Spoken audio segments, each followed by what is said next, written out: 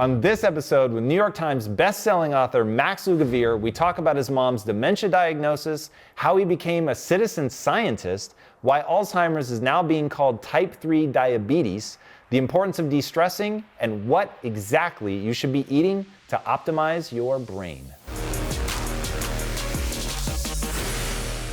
Hey everybody, welcome to another episode of Health Theory. I am here today with a very special guest, Max Lugavere. He is a citizen scientist whose new book, Genius Food, is literally a user's manual for the brain, and he has an amazing ability to take really complex ideas about diet and lifestyle and make them accessible so that everyone can upgrade themselves, live higher quality lives, and avoid humanity's most dreaded diseases. Max, what I want to know, and the thing that I found so interesting, and the reason that I'm wearing this shirt today, how did this all start for you? How does one become a citizen scientist, and maybe more importantly, why? Yeah, it's a great question. I had this amazing dream job when I graduated college. I began as a TV host and producer and journalist for a TV network that Al Gore founded back in 2005. And so anyway, when I left Current TV to try to figure out where I was going to go with my career, I started spending more and more time in New York City, and I was, for the past 5 years, I was sort of beholden to the rigorous TV production schedule of having a nightly show on national TV. So I took this opportunity to spend more and more time with my mom and my two younger brothers. And it was at that time that me and my brothers started to notice that, my mom had always been a very spirited person, fast-walking, fast-talking New Yorker, but it had seemed almost as if her cognitive power, her brain power had downshifted. And, we started to notice this when, for example, I would be in the kitchen cooking with my mom, which was always one of my favorite things to do with her. I would ask her to pass the salt or a spice that, was perhaps closer to her than it was to me. And it would take her an extra beat to register. It would almost be quicker for me to traverse the kitchen and grab it for myself than to wait for her to process the command and then act on it. I think we all intuitively, when we're talking to a much older person, we know that they're not going to respond as quickly as a younger person. But my mom was still young. She was blonde. She was 58 at the time. It suddenly had seemed as though my mom had the brain of an elderly person. And I had no prior family history of dementia or any kind of neurodegenerative disease, so I was completely at a loss. I was totally ignorant. And it culminated for me, my family had taken a trip to Miami, and it was one of the few times where my mom and my dad were together under the same roof because they'd been divorced since I was 18. And my mom was standing behind the breakfast counter, and she announced to the whole family that she'd been having memory problems and that she had also recently sought the help of a neurologist. Wow. And it was something that, we were mystified to say the least, but my dad actually chimed in and he said, come on, Kathy, which is her name, if you're having memory problems, what year is it? And my mom couldn't immediately respond. And me and my brothers, to break the silence, chimed in. We were completely in the dark, and we almost, mocking the difficulty that she seemed to be having. We were like, come on, Mom, how can you not know the year? And she started to cry. And in that moment for me, that's when everything changed. That's when this became something that I was sort of curious about on the periphery to something that I realized I needed to step in and try to figure out what was going on with her. And I started to go with her to doctor's appointments, and in every single instance, I experienced what I've come to call diagnose and adios. A physician would spend about 15 minutes, if we were lucky, with my mom, run a battery of strange tests, not once taking the time to explain to me what was going on, because I was my mom's patient wing person. It was there at the Cleveland Clinic for the first time that my mom was diagnosed with a neurodegenerative disease. She was prescribed drugs for both Parkinson's disease and Alzheimer's disease. And I didn't know it at the time because actually the doctor didn't explain to me what the drugs were for, but later on in the hospital or in the hotel room in Ohio where we were staying, I started Googling the drugs. And I learned that they're essentially Band-Aids. They have no disease-modifying ability, and they're barely effective. And it was there that for the first time I had a panic attack. I thought, I didn't know. I was scared that my mom would die. I was scared that she would ultimately become decrepit, and I didn't know what to expect. My own helplessness and ignorance really seemed to. It was sort of like the walls of a room that were just starting to like close in on me. And I'm a pretty chill guy. I'd never had a panic attack, but that was one of the darkest moments of my life. And as soon as that cleared, I basically became obsessed. I mean, it was sort of like a line being drawn in the sand. I mean, I just became unable to focus on my career. And all I wanted to do was learn everything I possibly could about how diet and lifestyle affect brain function and ultimately brain health, and mediate one's predilection for these diseases. One of the most shocking things that I learned was that oftentimes, like many chronic diseases now burdening society, they begin far earlier than the presentation of symptoms. And it became this major call to action for me, not only to try to see if there was anything that I could do to help my mom, but also to prevent it from ever happening to myself. And yeah, that's what really began this journey. And just to go back to your first question, how does one become a citizen scientist? We live in such an incredible time where all of the world's knowledge is at your fingertips 24 hours a day. I mean, if you have a smartphone, right? I mean, we have PubMed, the primary literature that is what science, it's our method as a species of asking questions and seeking truth and finding answers is at our fingertips. So it didn't seem a barrier to entry for me that I wasn't a medical doctor. I felt entitled to answers as a human being. And I just set out to learn everything I could.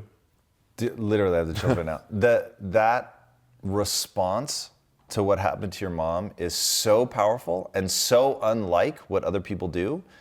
And I really want to dive into that. So how did the walls feel like they're closing in? How do you re-get your wits about you? What I assume at that point, then you start thinking like a journalist. But how does a journalist think? My mom had symptoms that were more akin to a movement disorder, the most well-known of which is Parkinson's disease, which, Michael J. Fox has Parkinson's disease. Many people know about it. But they weren't typical symptoms. And my mom also had these memory problems that she had developed, and she was prescribed a drug for Alzheimer's disease. So I think the fact that regardless of the type of dementia a person develops, they give you these biochemical band-aids. The fact that it seemed so non-specific to me made me just intuitively think, I had a theory that there had to be a better way. And having a lifelong passion for nutrition and health, just in the sense of general fitness, my hunch was that diet and lifestyle may have had something to do with this. Did you start pushing back on the doctors and saying that to them when they're prescribing the drugs? Not at first, certainly, because in those moments of fear, you want to do anything that you can do to help your mom. And I think that we all tend to really put a lot of faith in the medical establishment. I don't know a single doctor that would give me their email address so I could follow up with them. When something like your health is on the line, or the health of a loved one is on the line, I didn't want to wait 3 months to get another appointment to ask my follow-up questions. I just think that it's so important to become an expert in your own health. And, my mom's generation, previous generations, only the doctor could know about health. Only the nutritionist could know about nutrition. We're of a generation, millennials, that we want answers. We feel empowered, we feel entitled to them.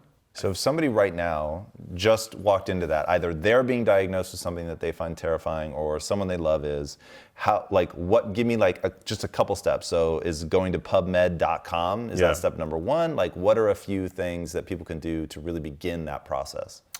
That's a good question. So yes, I do think that I think using PubMed as a resource is very powerful. I think, you can, a lot of studies are available for free in open access journals. But I've actually written what I call a citizen scientist handbook, because I think it's really important to know how to interpret research. I think knowing how to interpret research is, science literacy is as important as financial literacy. There's a lack of both, I think, among younger people today, and that's problematic. All right, so as you start diving in, you're figuring this out, you're going after this stuff, you're building the science literacy if you didn't already have it, you're reading the studies. What do you begin to learn that you think is like revolutionary knowledge?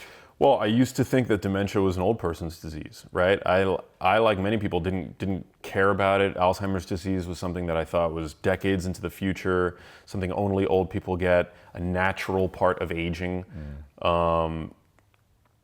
Age-related senility was something that was considered a par for the course of just getting older. But what I learned is that Alzheimer's disease begins in the brain 30 to 40 years, if not longer, before the first symptom. Whoa. Yeah. There are biomarkers evident on brain scans now with the hyper advanced scanning technology that we now have access to that have shown signs related to Alzheimer's disease evident in the brains of 20-year-olds. So, whoa. Yeah. So, I mean, this is something that might be a lifelong cascade by the time you... is this something I could get checked for right now? Well, there are genetic risk factors for developing Alzheimer's disease. So the most well-defined of them is the ApoE4 allele, which is a variant of the ApoE gene that you inherit one copy from your mom, one copy from your dad. But your thesis, if I have it right, is basically, okay, you may have the allele, the gene, but that doesn't mean that it's inevitable. 100%. What could I do to my brain to see if I have any of the precursors of Alzheimer's? Well, one of the top things that you can do is make sure that you are insulin sensitive. Because peripheral insulin resistance, insulin resistance is the hallmark of type 2 diabetes, pre-diabetes. It can precede actually the appearance of chronically elevated blood sugar. And so it's been shown that that is actually very closely related to your brain's ability to create energy. So this is actually one of the defining features of Alzheimer's disease, and it might be one of the earliest things to go awry in the brain, metabolic dysfunction in the brain. And it seems to be very closely tied to the body's metabolism. So I would go to the doctor and have them run what test? Your fasting blood sugar and your fasting glucose, very important. And with those two biomarkers that any physician can check, they can determine your level of insulin sensitivity. Okay. One thing you've talked a lot about in the book and in your talks, and I love this, is so I hear Alzheimer's, I think I know all about this. Amyloid plaques, man, that's the problem. I just recently had my cholesterol taken. I like to think I am healthy. And my doctor literally wanted to put me on a statin. Yeah. And I was like, whoa, whoa, whoa, whoa. I know enough to be dangerous when it comes to cholesterol. Walk us through the relationship that you've talked about that exists between potentially what amyloid plaques are and potentially what cholesterol really is. I find this really interesting. So Alzheimer's disease was first named in 1906 by a German physician named Alois Alzheimer, but 90% of what we know about the disease has been discovered only in the past 15 years.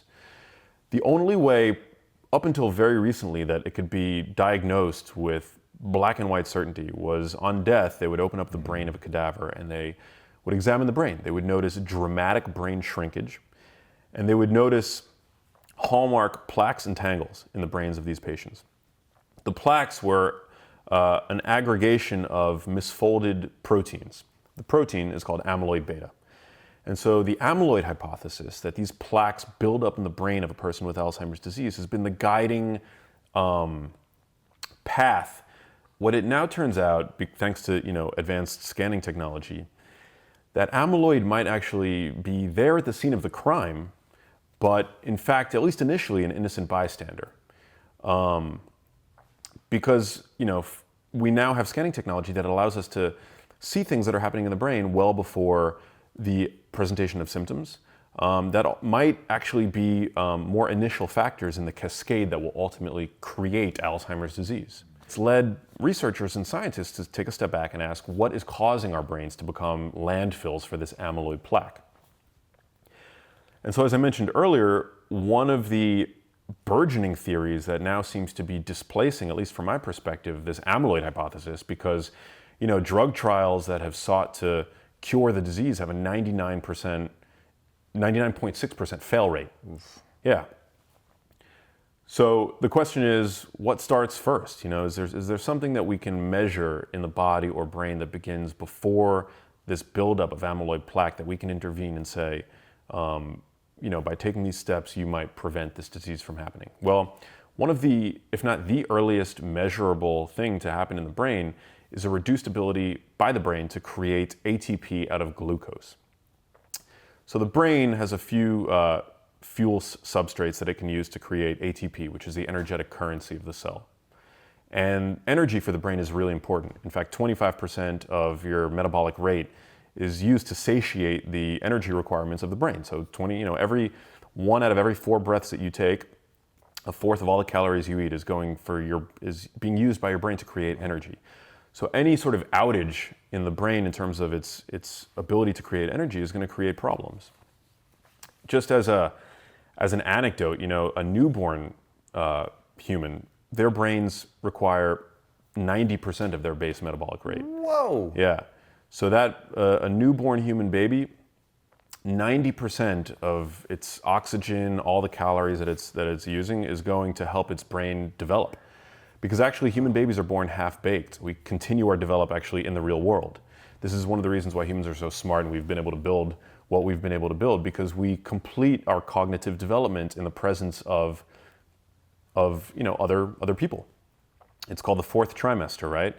That's one of the reasons why a newborn human baby is so fat, because the fat that a newborn baby comes packaged with is actually an energy reservoir for the developing brain. I've heard you call it a Mophie. It's a Mophie for your brain. I love that. It's a Mophie for the brain.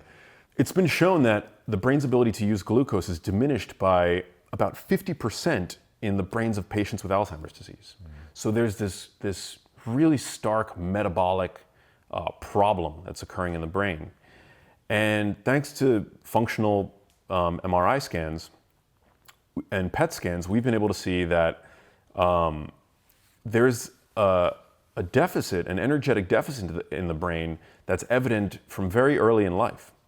And it's related to this gene that seems to put people at higher risk for the disease in the Western sort of environment, food environment. So you see that deficit in people that have that allele, Yeah. not necessarily Yes. across the board. There's about a 10% reduction in the brain's ability to generate ATP out of glucose from very early on.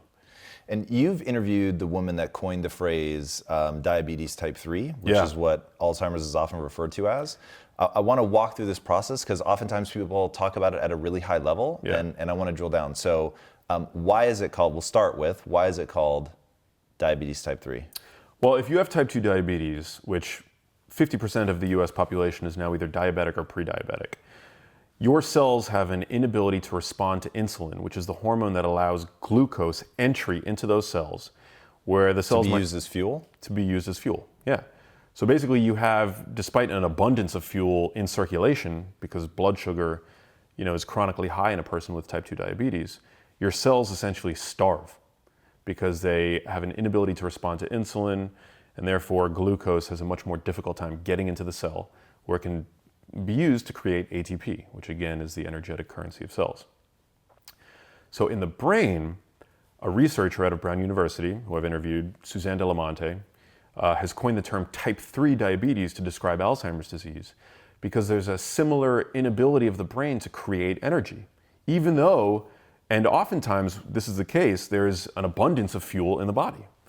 And people that are overweight, people that are carrying fat around their midsections, your average pound of fat has about 3,000 backup calories that the brain will happily use for fuel, but the brain is unable to because most people on the Western, diet plan are eating about 300 grams of carbohydrates per day. Carbohydrates cause insulin to become chronically elevated, and insulin acts like a one-way valve on your fat cells. So fat is, we're really good at storing fat, but in an overweight person in the modern food environment, that the ability of fat to be burned is basically blocked. Sugar is one of those things that, like oxygen, oxygen oxidizes things. It ages you. You slice an apple, leave it, there on the counter, you'll notice it start to turn brown. The same way that we need oxygen, it also is what's killing us. And the same thing goes for sugar. We need a certain amount of sugar. The brain still has about a 40% energy requirement for glucose. But sugar is also very damaging. It's glycotoxic, I mean, it damages your proteins. This is one of the reasons why type 2 diabetes is so damaging. Because at that point, your blood sugar has become chronically elevated, glycating all of the proteins that make you you. I mean, we tend to think about protein as a nutrient in terms of its ability to help us grow bigger muscles, but we are made of protein. Actually, the protein that aggregates and forms the plaques that characterize Alzheimer's disease, that's another protein that can become glycated. And when this happens, when it gets bound to sugar, in the molecular sense, it becomes less easily able to be flushed away, which is something that our brains actually do when we sleep. Our brains actually clean themselves of these proteins that can aggregate over the course of the day. So one of our best performing episodes of Health Theory ever was on sleep, which I was totally surprised by. I did not think people really cared that much about sleep, nor did I honestly know how detailed and important sleep is. Why is it that you think sleep is important? It's so important. I mean, there's a newly discovered system in our brains called the glymphatic system, which when we're sleeping actually swooshes cerebrospinal fluid all throughout, essentially cleansing it of these proteins that aggregate over the course of the day. They've shown that on one night of bad sleep, there's an increased level of amyloid, measurable in CSF, cerebrospinal fluid. But then also, I think dietary change for most people is one of the most difficult things to do. And it's particularly difficult when we have our hormones working against us. So sleep, I think, is so profoundly important because it acts like a master regulator of our hormones. It helps to, make sure that we don't need to use our willpower very often because, willpower is sort of like this muscle that we need to use in order to fight off cravings and things like that. But with good sleep, our cravings diminish. I mean, they've shown that even on one night of poor sleep, you consume an excess of calories the following day, anywhere between 300 and 500 calories. I've actually noticed, it's a little off topic, but one of the major breakups I had in my life, I noticed that I would feel way more sensitive to it when I was underslept. You become less able to contextualize emotions when you're underslept. On just one night of bad sleep, a metabolically healthy person will be essentially pre-diabetic the next day, temporarily. Wow. Yeah, you become more insulin resistant. So, yeah, sleep I think is one of those things that today we romanticize being busy, but it's sort of like the one thing that lifts all the boats in your harbor, and yet we tend to undervalue it. You talked on your Instagram about you want to live for a really long time or extend your life. I forget exactly how you worded it, which got my attention. And then you said prioritize de-stressing. Yeah. Is that tied to sleep? Like what do you mean by that? Well, stress is an indiscriminate killer. And today, so many of us are losing sleep due to stress. It's one of the reasons why 1 in 6 adults now is on some kind of psychiatric drug. 1 in 6? Yeah. Is on or has used. Whoa. We're definitely self-medicating. And it's not good. I mean, chronic stress is a major problem. Wow. Yeah. So give me some tactics. How does one de-stress? I think meditation is really important. I'm one of those people that I was trained to meditate. I think this is really important. I think, being taught how to meditate is as important as being taught how to do yoga. We don't come out of the womb knowing how to do a downward dog and to hit, any of the number of yoga poses that we're taught to do with a good yoga teacher. Having a good meditation teacher is very, I think, is critical to knowing how to de-stress. I also think, knowing what chronic stress is and knowing what it isn't is really important, So in my book, I differentiate between chronic stress and acute stress, which acute stress is very beneficial. It's, what we do in the gym. We stress our bodies. Chronic psychological stress is really toxic. It's working under a boss that you hate. It's being stuck in a relationship that's gone sour. By de-stressing and by, doing physical exercise and things like that, you actually increase your resilience to stress. Cortisol sort of gets a bad rap because it's related to stress, but it's actually a really important hormone. It's the body's chief waking hormone. So for about 45 minutes after you wake up, cortisol is the highest that it's really meant to be throughout the day. It's part of the body's natural circadian hormonal ebb and flow. And in that window, for about 45 minutes after you wake up, that's a great fat burning window. You've got that cortisol spike, which is really working to liberate stored fats, stored sugars, for use by your body as fuel. It's meant as a way of, allowing fuels to become accessible so that you can use them and carpe diem, right? Seize the day. Within that window, it's particularly dangerous to consume breakfast in its most standard American form, which is usually rapidly digesting carbohydrates from oatmeal, granola bars, things like that, because that causes a spike in insulin. But going back to stress, this is why consuming carbs in the context of chronic stress is so bad, because you've got cortisol chronically elevated due to chronic stress, and then we're continuing to keep our insulin elevated with the carbohydrates that we're consuming. So this not only helps redistribute our weight from muscle to fat, but also our visceral fat, which is the most inflammatory kind of fat that wraps around our internal organs, actually has about 4 times the cortisol receptors on it. So this is actually why when you look at people that are chronically stressed out, their bodies take on a very particular shape. It's totally different from run-of-the-mill obesity, where people are just eating lots and lots of calories and not necessarily chronically stressed out. Somebody who's chronically stressed and eating lots of carbs in particular, they usually have skinny arms and skinny legs, but a bulging midsection, because their visceral fat is just soaking up all the excess carbs that they're eating because of the presence of chronically elevated cortisol. That's so weird. It's super fascinating. I had fascinating. no idea. I always thought that was just like, oh, some people, that's how they put on fat. I like to think of stress as, it's sort of invisible and it doesn't really have any lingering effects. But when you see that it can play out into an actual body type, that's when it gets really crazy. Yeah. Now, one type of stress you've talked about that is really useful, and I go a little bit deeper, thermal stress. I'd never heard of that before. What is it exactly and how do we leverage it? So, our bodies we're the ultimate performance machines, right? We all evolved chasing our food, and really being honed to perform physical bouts of exercise. But thermal exercise is another form of exercise that we also had for the vast majority of our evolution. And I think chronic climate control, something that we've developed, with air conditioning and heat and things like that, really has been to the detriment in many ways of our health. So we can look at research that was performed recently out of Finland that I think is very compelling. They found that people who used saunas 4 to 7 times per week had a dramatic risk reduction for Alzheimer's disease. About 65% risk reduction for people that use sauna 4 to 7 times per week. Really, there's no drug on the market that'll cut your risk of developing Alzheimer's disease by 65%. Finland is the sauna capital of the world. So in Finland, there's on average 1 sauna per household in Finland. It's like taking a shower in Finland. It's so embedded into the culture. In fact, there's a great documentary called Steam of Life, which documents all of the weird ways in which people in Finland will, create like phone booths, abandoned phone booths into saunas. Things like that. It's very strange, yeah. So they found that in this population, that saunas really seem to play a protective role in terms of vascular function.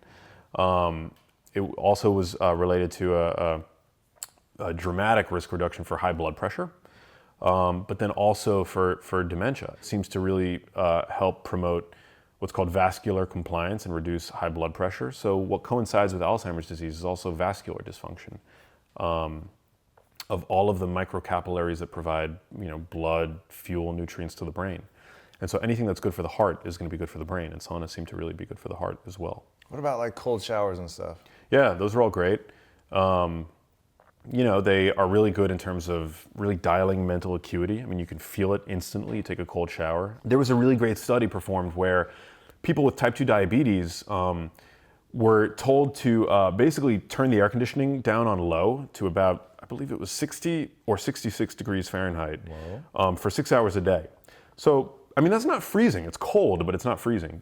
And there was about a 25% increase in their insulin sensitivity.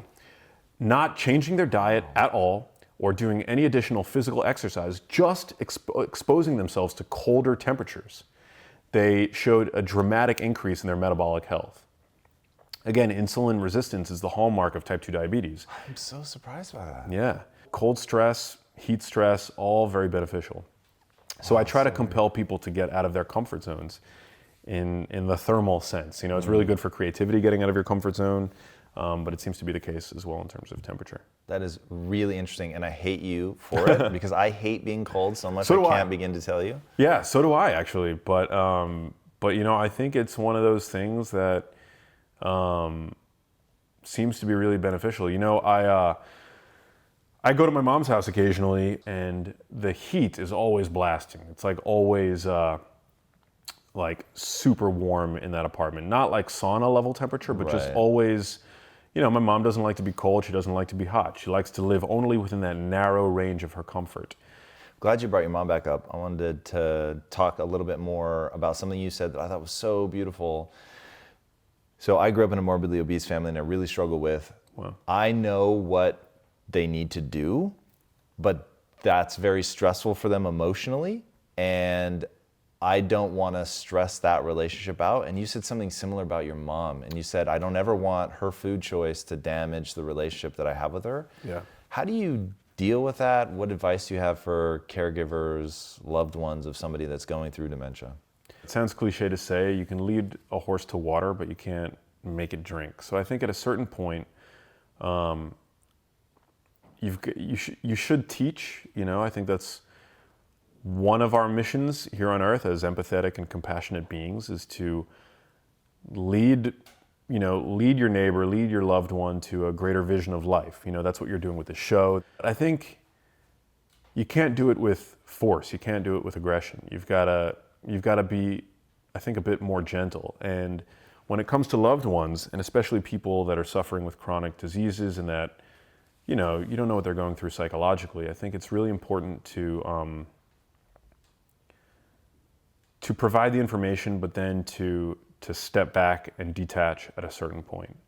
At a certain point with my mom, I would get very emotionally wound up in what my mom was eating, and I would become upset if I went to her house and I saw that she had an open bag of chips or, you know, cookies or whatever.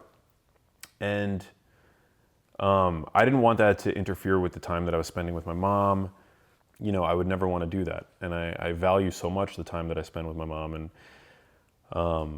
I know that I'm really neurotic when it comes to nutrition and health, but I don't judge other people. In your book, you do a great job of not spending a lot of time demonizing anything, but instead really being quite prescriptive about, okay, if you want to upgrade yourself, which is like the big tag in your website, which I absolutely love. So if somebody wants to upgrade themselves, knowing that every word that's about to come out of your mouth comes with compassion, and knowing that there's a lot of individual variability, and you get all of that.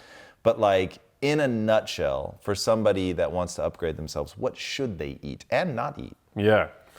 So, you know, opt for foods that are nutrient dense. One of the easiest things that I recommend that people can do every single day is to consume what I call a large fatty salad. I think it's one of the best ways to really check off so many of your nutritional boxes, to get an abundance of dietary fiber that the microbes that live in your large intestine love to consume. And when I say fatty, I don't mean, you know, throwing on tortilla strips and cheese and ranch dressing. I mean, you know, taking a bowl of dark leafy greens, kale, spinach, which are, you know, top sources of magnesium, which 50% of people do not consume adequate amounts of, folate, arugula. Arugula is a top source of nitrates, dietary nitrate, really important in terms of increasing blood flow to the brain. One single high nitrate meal might actually improve cognitive function. It's that powerful. Dousing those dark leafy greens with extra virgin olive oil, which research has shown out of Barcelona, Spain, the PREDIMED study, you can consume about 1 liter a week to better cognitive function, cognitive health, cardiovascular health, and it might even help you lose weight because it's so anti-inflammatory. Actually, there's a compound in extra virgin olive oil that is as anti-inflammatory as low-dose Advil, but without any of the potential for negative side effects. And importantly, you need to have fat in that salad because fat allows many of the most important nutrients in the salad to become bioavailable. So I talk a lot about in this book, which I think is bringing, you know, especially, you know, there's a lot, I think actually that there's a lot of new information that I bring to the conversation, but I talk particularly about carotenoids, and how research has shown out of University of Georgia that by eating lutein and zeaxanthin, by supplementing with these carotenoids, you can actually boost visual processing speed by 20%, even if you're young and healthy. So I mean, these are young and healthy people that are already considered to be at the peak of their cognitive prowess. Visual processing speed is so important. I mean, think about it in terms of responding to visual stimuli, driving, athletic performance, sports performance, things like Video that. games. Video games. Yeah. Absolutely. So dark leafy greens are abundant in these two carotenoids, and they're only absorbed through the digestive tract when in the presence of fat. You don't absorb any of them unless you're consuming them with fat. So like that fat-free dressing, throw that in the trash. Extra virgin olive oil, is super key. Eating a large fatty salad, I think, is just really key. People tend to think about salads in terms of like weight loss. I want to lose weight, I'm going to eat more salad. But really in terms of the brain, it's powerful. You also get the benefit of, I mentioned dietary fiber. We now know that you have microbes that live in your large intestine that when you consume fermentable, soluble prebiotic fiber, which is found in abundance in that bowl of greens, the microbes churn out a compound called butyrate, which is profoundly anti-inflammatory. It is really beneficial in terms of the gut ecosystem. It's been shown to boost levels of growth factors in the brain, which promote neuroplasticity, which is your brain's ability to change over time. Very important stuff. In terms of lifestyle, I advise, as I mentioned, not eating for an hour or two after you wake up. People today are really obsessed with intermittent fasting, which I think is, really great. At the very least, it I think has awakened people to the necessity to bring back balance in terms of being fed and being fasted. But I don't get hung up over the hours. I think it's just really important to honor the body's natural circadian inclinations. You really want to, after that 1, 2, or 3 hour window, eat your food and then stop eating for 2 to 3 hours before bed. Again, we talked about the glymphatic system. It's a newly discovered system, but it's been theorized that eating soon before bed might interfere with that cleanup process. And then, I try to eat a low carb diet. I try to avoid dense sources of carbohydrate, with the exception of occasionally eating them in the post-workout window.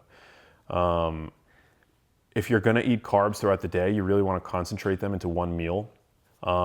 It seems that when you consume your carbs concentrated into one meal, less insulin is required to clear those carbs from circulation, that glucose from circulation, as opposed to if you were to spread them out over the course of the day, which makes that old advice to eat 6 small meals throughout the day particularly bad, because insulin seems to be able to compound on itself. So rather than eating, 30 grams of carbs at lunch, 30 grams of carbs at dinner, 30 grams of carbs at breakfast, concentrate them into one meal, and there's less of an insulin AUC, so less insulin being stimulated to clear that glucose, which is important because, as we talked about earlier, glucose is very damaging when it's in the blood. It glycates those proteins. That is really interesting. Everything you've said is really interesting. I mean, yeah, I'm a major nerd for this kind of stuff. Whether or not you're concerned about your risk for disease in the long term, all these things actually help you feel great in the here and now. We talked about visual processing speed, just in terms of your overall energy levels, feeling less beholden to your hormones and to your, food cravings, I think is really important. And these are all ways of really kind of, I think, helping stack the odds in our favor, because when it comes to nutrition, what I've found is that the mainstream medical system has very little to offer. And nutrition really is so important when it comes to preventing, all of the diseases that I think we're seeing skyrocket today. I mean, according to the World Health Organization, chronic diseases now account for 60% of deaths worldwide. Wow, that's incredible. All right, before I ask my last question, what's the best place for people to find you online? Definitely Instagram. I'm pretty active on Instagram. People can go to my website and join my newsletter, which I put a lot of time into. Genius Foods really is, I think, I've been able to synthesize, much of, if not all of what I've learned into the book. Amazing. So my final question, if people are only going to make one single change in their life to have the biggest impact, what change should they make? Man, that's a good question.